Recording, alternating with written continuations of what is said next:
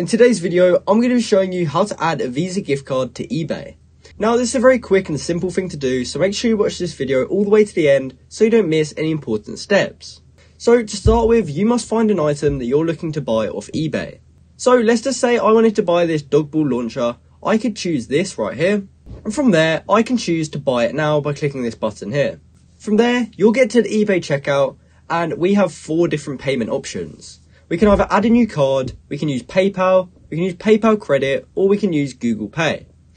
Now, since we're trying to add a Visa gift card, we're going to go ahead and choose add a new card. And that's because a Visa gift card actually works differently to a normal gift card. You see, a Visa gift card actually does have a card number, an expiry date, and a security code, so that means we can use it just like we would any other debit card. So you can simply add in your card number right here.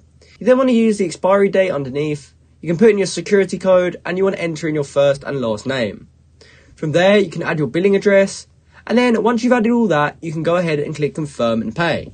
Now, as long as your Visa gift card is compatible with eBay, the payment will go through and your Visa gift card will be charged. So that's how you can add a Visa gift card to eBay. I hope you found this video helpful, and thanks for watching.